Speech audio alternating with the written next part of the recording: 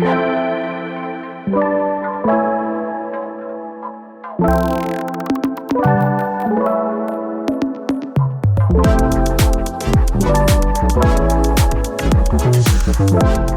I'm Stacey Gelman. I'm on the marketing team here at Aramark, and we're live at the Aramark Headquarters Innovation Kitchen. As part of Aramark's mission, we have a commitment to health and well-being. And today, we're going to share with you a Plant Forward with Soul cooking demonstration. Joining me in the kitchen is Chef Marion, our Director of Culinary Development at the Innovation Kitchen, and Chef Tom, Executive Chef at Drexel University. So what are we cooking up today, guys? So what we're making today is a soul bowl, and we got the idea based upon the meals that Chef Alea submitted through Chef Spotlight. So for her, she wanted to make it healthier options of her traditional soul food and do a flip on it to make it healthier for herself and for her family. You know, some of her family members have health issues, so she wanted to make it tasty so that they can enjoy their meals like they usually would. And unfortunately, Alea couldn't be with us today. She's with family, which is the right place to be. But we're really intrigued by Alea's story. And so Chef Tom and I connected with her and basically came to the decision that we wanted to make a vegan version of what we would consider very heritage dishes that are in the, part of the African-American community. So my understanding is Chef Alea, her father had diabetes. I can relate to that. My dad does too, and it's always difficult to have him or get him to want to try healthy food. So I'm really excited to learn this today. Thanks. Should we start?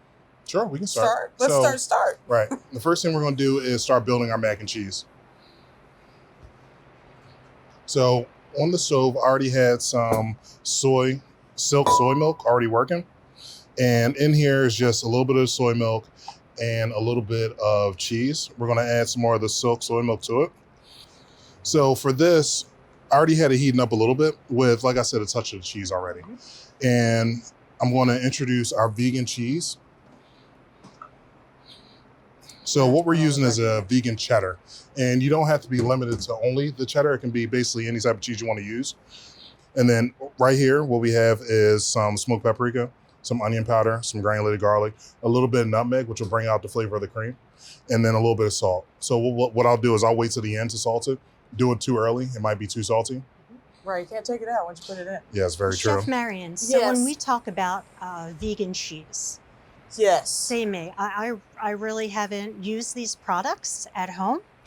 Is this in the dairy aisle with all of the other cheese, or is there a separate section I should be looking at? It's in the dairy aisle. There are brands now. At one point, there were 1 or 2 brands, and there are so many of them. This is actually a coconut milk and oil-based cheese alternative. But there are oat and soy, and there are just so many versions. We like the melt factor of the coconut fat made cheeses because sometimes other non-dairy milks don't have that kind of unctuousness that you really want when you're making mac and cheese. Or anything melty. You want it to be gooey. Yeah, you want it to be gooey. You want it to have a little kind of, stretchy love texture. So, and think about how comforting mac and cheese is. What we didn't want to do is turn the sauce into a thin, kind of insipid thing. So, yeah, we're not shy with the with the cheese in there. Just like let me see what Chef Tom's doing. So what I'm doing right now. That looks like traditional mac and cheese. Right. So it looks like a really good cheese sauce. So I'll bring it over here so we can try it a little bit. So in here, like I said, the cheese is still working its way down to melt. And we have our cream or our soy milk in here. And one of the last few ingredients that we're going to add are nutritional yeast. This is delicious. It's so good. Right. So if you close your eyes, you wouldn't even think that there was no animal products in this. And next thing we're going to do is add some nutritional yeast. So the nutritional yeast is going to add like an umami or an earthiness to it that you would naturally get from an animal cheese.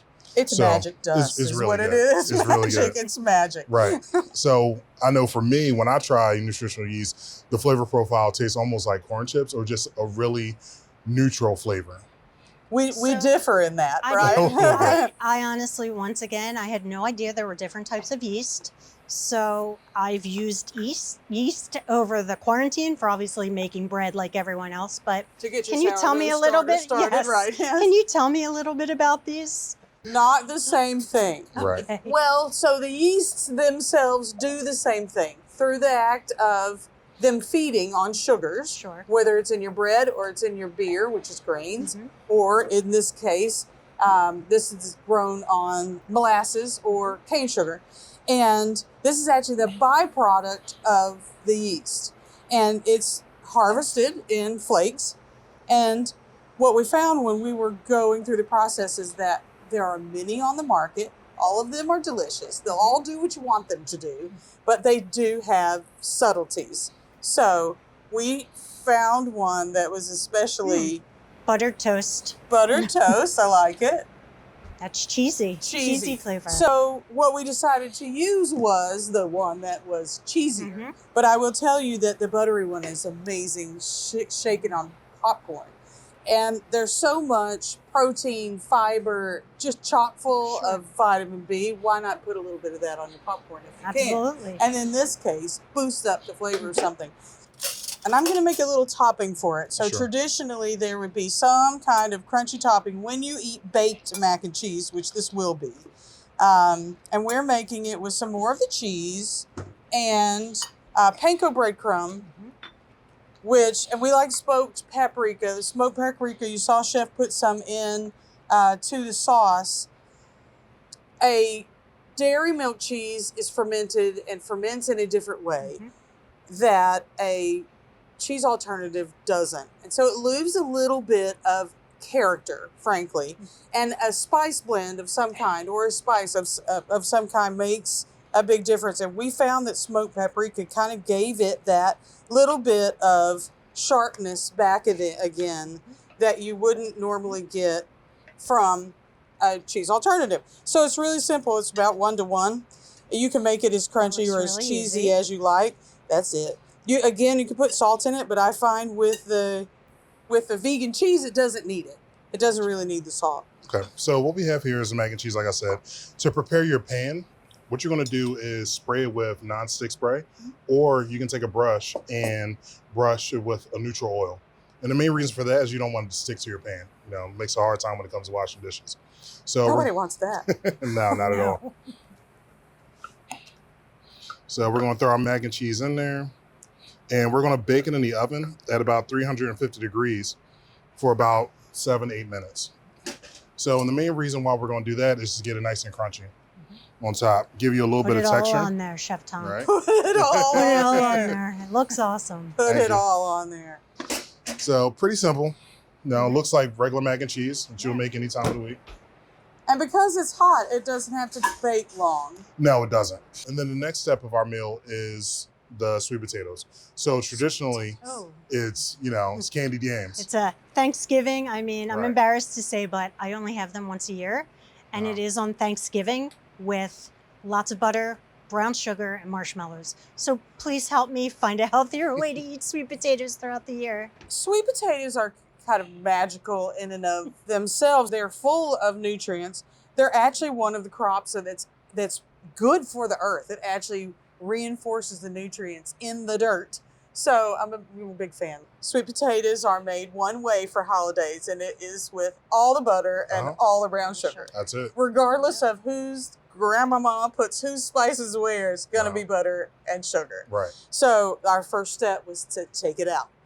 Now, then we said to ourselves, well, okay, but everyone will be sad if they don't get their sweet potatoes. And we started to play. All right. So what Chef is doing right now, she's tossing a little bit of olive oil, and then we're going to throw in the spices that we have for our sweet potatoes. So you have nutmeg, cinnamon, ginger, thyme, salt, pepper. You're going to take those ingredients, traditionally, maybe take about 90% of them out. But what we're doing is replacing it with more flavor. So instead of it being sweet, it does have a hint of sugar. But instead of braising it in a sugary syrup, we're going to grill them. By that, it gives you a little bit more texture and a lot more flavor. This seems great for the summertime barbecue. What we realized was that these sweet potatoes, we think at least that they're best off the grill because they do give that really intensely carameled flavor that Right. you would get from candied yams. Right. Right. And Well- another good alternative would be butternut squash Mhm. or even spaghetti squash if you're not a sweet potato fan. So you can do the same flavor profile, bake it, forget about it in the oven for about 45 minutes, and you're good to go. Parsnips, Parsnips work right? really well. Rutabagas. Right. We could just go on and on. Any type of root Carrots. vegetable. How about some carrots? Carrots are really Why good. not? Shall we do some cauliflower? I think we should. Excellent. If you cut that, I'll Sure. start the breading. Don't get upset. I'm not a huge fan of the cauliflower. So when I hear fried cauliflower, it piques my interest a little Okay. bit more. So, So cauliflower is excited. having its day, not unlike the Brussels sprout has in the past few years. Right. And the cauliflower was really a quote unquote replacement for the fried chicken. It is. So what we're doing are basically cauliflower wings. You know, with this, originally we were thinking about doing a large piece. So where we take the cauliflower and cut it this way to where it looks more of like a steak. slice. Yeah. Right. You know, it'll cover a large portion of the plate. So, What we found was, though, people preferred it to be in the smaller floret piece. Right. Frankly, yeah. So we have a breading for it, as one would for fried chicken. That is our breadcrumbs again, and then some chickpea flour. Mhm. Right. Stop. Chickpea flour. Right. Please tell me about this. I've been hearing it everywhere. So chickpea is exactly what it sounds like. Mhm. The dried chickpea ground into a powder. It's sometimes called cheche powder, which is just the Cheche. Italian word. And then sometimes garbanzo flour or garbanzo powder. And we like it because it has the texture, I think, and acts the most like, especially in a breading sense, just have a little pinch of it so you can feel it, of wheat flour. So it's as much like, Oh, oops, I put yeah. that in the wrong thing. Exactly. As much like, right, it feels like all-purpose, it feels like all-purpose flour.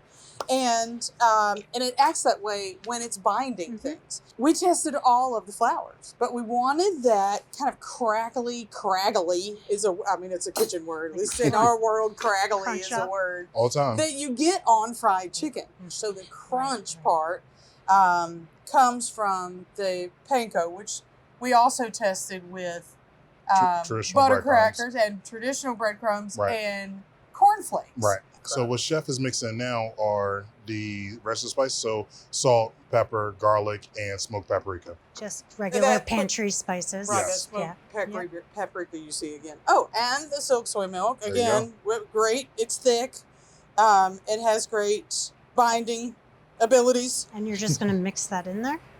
We're going This to looks like- bread them like we would Oh. a chicken. So it's Yes. not a batter. Right. We could have done that. Did not do what we wanted it to do because fried chicken is rarely actually battered. So we're just going to do this the way that one does it. Keep one hand clean. All the chefs out in the audience know that. Yeah. One hand One dry, dry. I one didn't wet. mix up my stuff. You let me do That's that. seriously No, my I figured you problem. would get it dialed out. You know. Cool. You know, once Chef gets done mixing it up, I'll take it and toss it into a pan at 350 degrees for about 5-6 minutes until it's golden brown. You know, the best thing that's good about this, you don't have to worry about making sure that, you know, it's fully cooked through because it's going to carry over once it's done. I noticed that you're going to be pan frying it. Is there another alternative to pan frying? Right. That So you what could you cook can do this? is you can bake it in the oven. Okay. You know, like some of us, like for me at home, I have an air fryer. So Same I here. take that Nice. and mix it up the same exact Oh, you way. can put it right in there. You can put it right into the air fryer. You can put it into your oven. You can bake it that way. You know, it's really, really versatile. What I'm doing now is I'm just dropping them into the hot oil. Mhm. Like I said, 350 degrees. And it's only going to take a couple of minutes for them to be done. Okay. This looks so tasty. They're addictive. Really crunchy and delicious. They are. You're going to love cauliflower now. This dish, it really seems to align with Aramark's measurable climate goal. Do Well plan. It's reducing our greenhouse emissions by 15% in the U.S. by 2025. So I know. I'm excited how it all comes together. We love it too. It's become, I think, plant forward, and all of the benefits that we get Mhm. from, whether it's health and wellness, whether it's planet wellness, Right. deliciousness, all of the nesses, that we get that. And it's such a part of our DNA now. Working in K-12, we're starting to bring some of these plant-forward recipes to our students. So it's not only with adults, it's really exciting to see it coming down to the younger students as well. So Chef is doing magic things with cauliflower. And what we want to talk about is the greens. So the greens in soul food, in many cases, especially kind of holiday greens, would be collards. Right. So the thing about collards is they take a long time to cook. Not everyone has that amount of time. And then oftentimes there's some type of meat that's introduced to it or some type of really rich broth. What we did was we wanted to go with a faster green, something that's going to be just as nutritious, something that's just as tasty, but without introducing any type of animal products to it. We decided to go with Swiss chard, but you don't have to be limited to those kind of greens. And it doesn't have to be a sauteed green. It could also be some type of green salad. Right. Just to stay on the healthier, lighter end of things. So some of the greens that we have here, we have mustard greens, we have a red Swiss chard, we have a really nice kale, and again, you don't have to be limited to just these things. It can be spinach if you want to go that route. Whatever you have in your pantry. Right. So you can just rip it right out with your hands. Whoa! I know you'd like that. I love that. I could even do that. That's so easy. So we're starting with a little bit of olive oil or whatever oil you have on hand. We're going in with red onion and garlic. Just keep it really simple.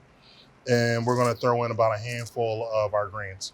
So finish it with a little bit of salt when we decide to plate the plate, and we're good to go. About how long does it take to cook? So this is only going to take about 2 or 3 minutes total time. We really just want to get it wilted really good. Yeah, it looks So- easy enough. It's pretty easy. Hey, Chef Tom, should we plate this? Yes, we should. I'm going to get that mac and cheese out of the oven. Sounds great. Oh, I can't wait to try this, Chef.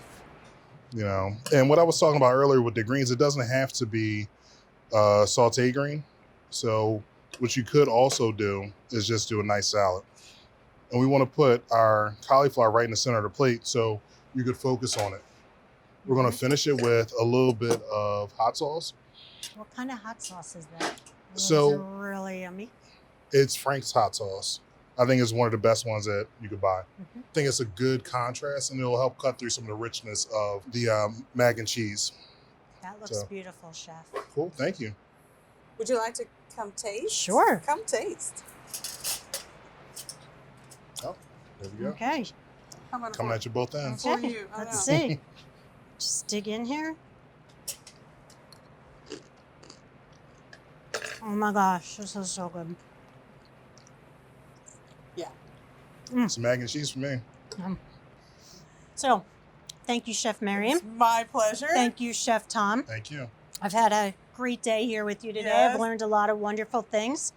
And thank you all, our viewers, for watching us. At Aramark, our purpose is to positively impact people and our planet for years to come. We look forward to doing more of these sort of things with you in the future. Thank you. So, do you have a few more minutes? Sure, for I you, have a little Marion. treat for you. What are we doing? Well, so one of the things we've been working on in the Innovation Kitchen on savory parfaits. Okay, we're going to change the way you think Okay. about a parfait.